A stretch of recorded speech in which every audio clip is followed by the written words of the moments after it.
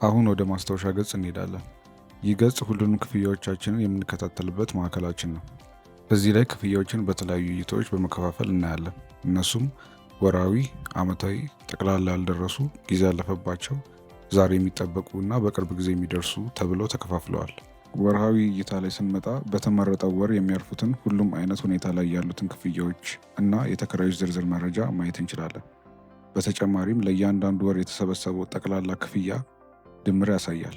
ከዚህ ድምር ጎን አውርድ ወይም ዳውንሎድ የሚል ምልክት አለ።